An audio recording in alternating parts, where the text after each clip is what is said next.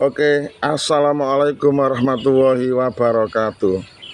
Saya Ustadz Muntaha hadir kembali dengan media video pembelajaran yang akan kami tujukan kepada murid-murid saya kelas 5. Kita belajar di kelas, oke. Belajar di luar kelas dengan media video seperti ini juga tambah oke. Karena kita sudah di era zaman digitalisasi, di era zaman teknologi, zaman konten, maka konten saya berdayakan untuk media pembelajaran. Nah, jangan kemana-mana, ayo bersama dengan Pak Guru belajar di video seperti ini, insya Allah bermanfaat. Apa kira-kira tema dan materinya?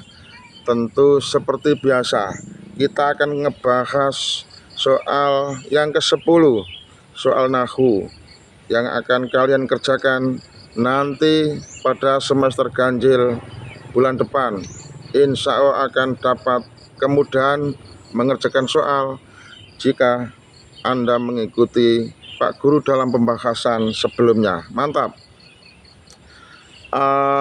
Kita bicara kembali tentang jamak mu'anats salim. Jadi kita fokus pada tema jamak mu'anats salim. Di mana jamak mu'anats salim ini sudah pernah kita bahas, sudah pernah kita definisikan, sudah pernah kita pahami. Namun tidak ada salahnya jika kita ulang kembali agar kita lebih ingat, lebih mantap, dan lebih handal. Apa sih itu jamak mu'anats salim? Jamak mu'anats salim ialah jamak perempuan beraturan dengan cara menambahkan alif dan ta di akhir bentuk mufradnya, atau ditambahkan alif dan ta dari bentuk mufradnya. Itulah jamak mu'anats salim. Jamak perempuan, saya katakan perempuan ya karena berjenis perempuan. Saya katakan beraturan ya karena diatur, ialah diatur dengan cara ditambahkan alif dan ta pada bentuk mufradnya. Mudah kan memahaminya? Contohnya muslimatun, itu bentuk mufrad. Kalau kita ubah menjadi jamak mu'anats salim, ya caranya mudah banget. Tinggal kita tambahkan alif dan ta di akhir kata tersebut. Ialah muslimatun menjadi muslimatun. Kalau muslimatun artinya seorang perempuan Islam, seorang muslim perempuan. Kalau muslimatun berarti beberapa orang Islam perempuan. Itulah pemahaman mengenai jamak mu'anats salim dalam dunia ilmu nahwu. Nah, sekarang jamak mu'anats salim itu apabila marfu, tanda marfu'nya menggunakan dhamma. Apabila mansub dan majrur, tanda keduanya menggunakan kasroh. Ini adalah i'rab dari jamak mu'anats salim. Ialah marfu dengan dhamma, mansub dengan kasroh, demikian pula majrurnya. Misalnya begini, ja'atil muslimatu. Muslimatu ini namanya marfu karena fa'il dan tanda rofaknya menggunakan dhamma. Muslimatu, ja'at, telah datang siapa? Al muslimatu, beberapa orang Islam wanita. Tapi kalau mansub itu tidak dengan fathah, melainkan dengan kasroh. Misalnya begini, ra'aitul muslimati. Ra'aitu, telah melihat siapa saya? Al muslimati, kepada orang-orang Islam wanita. beberapa orang Islam wanita. Saya telah melihat beberapa orang Islam wanita. Ra'aitul muslimati. Nah, muslimati ini jamak mu'anats salim, posisinya mansub karena maf'ul bih, namun tanda nasabnya tidak dengan fathah melainkan dengan kasroh. Kenapa? Karena jamak mu'anats salim. Ya, karena aturannya seperti itu. Maka kita tinggal menganut. Dari sononya sudah begitu, kita tinggal patuh kepada yang punya bahasa. Dan kalau majrur itu juga dengan kasroh. Ini sudah maklum ya, majrur memang umumnya dengan kasroh. Contohnya kira-kira seperti apa ya? Salam tu bil muslimati. Saya telah memberi salam kepada beberapa orang Islam perempuan.